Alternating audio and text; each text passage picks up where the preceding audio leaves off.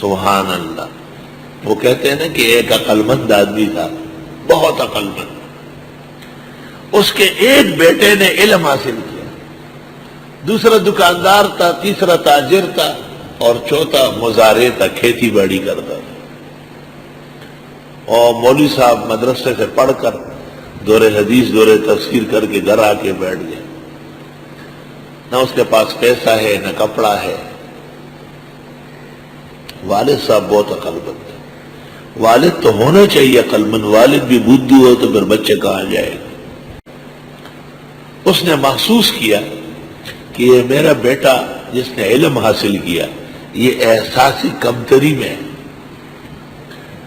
کیا ایسے ہی میرے والد صاحب نے 10-12 سال میرے ضائع کرائے. اس نے بیٹے کو کہا، بیٹے اللہ نے آپ کو علم دیا ہے، آپ نبیوں کے جانشین ہیں، حکمت اور دانشمندی اللہ نے آپ کو عطا کی، یہ بھائیوں کا خیال رکھیں. اس نے کہا واہ بابا تو نے تو میرا بیڑا غرق کرا دیا. اور ڈاکٹر بن گئے، انجینئر بن گئے، بہت بڑے افسر ہو گئے، میرے پاس کیا ہے؟ اچھا، اپنے گھر سے ایک قیمتی ہیرا نکالا، ملغلرہ، اور بیٹے کو کہا کہ بیٹے اس کو دکھانا ہے، دینا کسی کو نہیں. کہا اچھا. کہ یہ سامنے بھیڑ بکری والا بکریاں چرا رہا ہے، اس کو دکھاؤ کتنے کا لے گا. اس کو دکھایا. میرے پاس اس کی کوئی ضرورت نہیں، میں کیا کروں. کہ وہ سامنے گوشت والا قصاب خانے میں بیٹھا، اس کو دکھاؤ. اس نے کہا یہ کیا ہے؟ کہ یہ ہیرا ہے.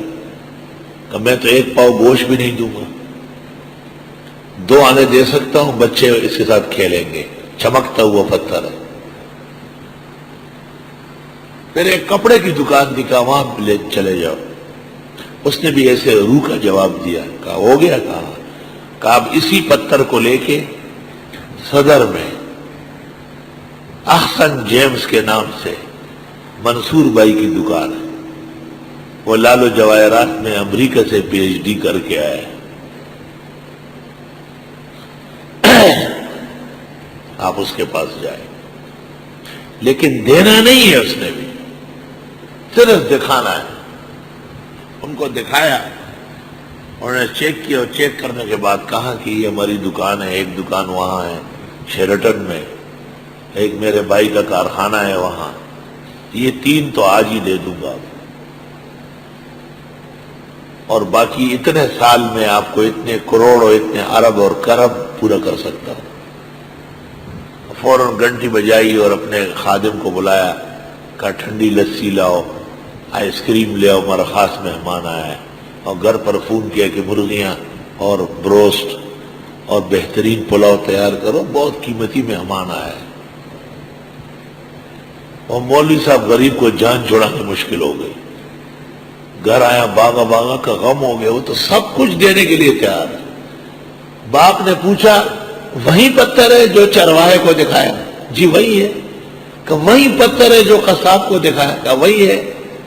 کہ یہ کیا بات ہے کہ وہ اس کو قبول نہیں کر رہے، ایک پاؤ گوشت نہیں دے رہے اور یہ سب کچھ دے رہا ہے؟ کیونکہ یہ اس پتھر کی منڈی کا جاننے والا، قیمت جاننے والا. وما یذکر الا اولو الالباب، علم اور حکمت، فقہ اور دانشمندی کی قدر تو علماء جانتے ہیں. قدر زر زر گر شناسد، قدر جوہر جوہری، قدر گل بل بل شناسد، قدر دل دل رالی. رحمان بابا وی وی ہگا خار پا جوہریان روغ زندان دے. وہ شہر جوہری کے لیے جیل خانہ ہے. آگا خار پا جوہریان روغ زندان دے. کتلال او سریا کچی پیو نرخوی. کتلال ہے بیکار سی چیز ہے. درختوں کی جڑیں کا وہ اور لال یاقوت، یاقوت کی دلالی میں ہیرے دیے جاتے ہیں کأنہن الیاقوت والمرجان۔ تو رحمان بابا کہتے ہیں وہ شہر جوہریوں کے لیے جیل خانہ ہے، جہاں یاقوت بیش بہا اور کتی لال ایک ریٹ پر بک رہے ہو۔ علم کو جاہلوں کے دروں پر ذلیل نہ کرنا، علم کے بیش بہا مقامات ہے وہاں ان کو استعمال ہونے دے۔ اور جس کو حکمت دی گئی فقد اوتی خیرا کثیرا، پس تحقیق اس کو دی گئی بہت بڑی خیر۔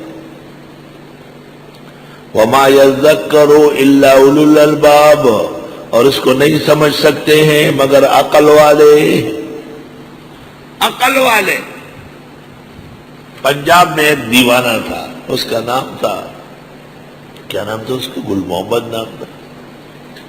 تو وہ جہاں کہیں جلسہ ہوتا سٹیج پر آ جاتا، بازگل نام تھا، بازگل، یہ چھچ کے علاقے میں تھا، کیمبل پور وغیرہ کے آس پاس۔ جہاں کہیں جلسہ ہے بازگل آیا، اس کو لاؤڈ سپیکر دے دو ورنہ اچھا نہیں ہوگا۔ تو لاؤڈ سپیکر پر کہتے گل گئے گلشن گئے، گل گئے گلشن گئے، اور پھول گل سارے چلے گئے۔ عقل والے چل بسے بے شعور رہ گئے، گل گئے گلشن گئے جنگلی دتور رہ گئے، عقل والے چل بسے بے شعور رہ گئے۔ بے شعوروں نے فقہ و فقہاء کے خلاف زبان درازی شروع کی۔ طالب علموں ایک نقطہ یاد رکھو،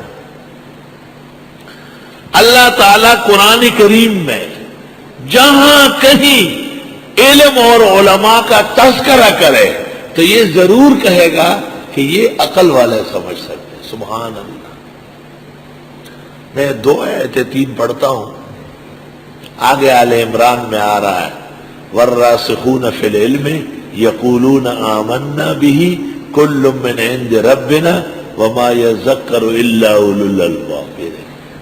اس کو عقل والے جان سکتے۔ ایک اور آیت قل هل يستوي الذين يعلمون والذين لا يعلمون انما يتذكر اولو الالباب۔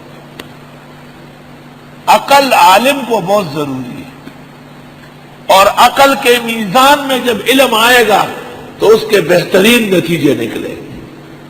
اگر علماء کو کچھ نقصان پہنچ رہا ہے تو عقل کی کمی کی وجہ سے۔ کاش کے طالب علموں کو دینی کتابوں کے ساتھ کتاب العقل بھی پڑھائی جاتی۔ ابن علی سینا نے کتاب العقل لکھی، میرے خیال میں اس کی ضرورت نہیں، بس دور تفسیر احسن العلوم میں ضرور ہونا چاہیے۔ اللہ کے فضل سے عقل کی پونجی بن کے جاؤ گے یہاں سے۔ ایسے عاقل بھی نہ بنو کہ یہاں سے جا کے ایک جہاز بنانا شروع کر دیں، بس اسی جہاز کے سیٹ پر بیٹھ کر سفر کیا کرو، آرام رہے گا انشاءاللہ۔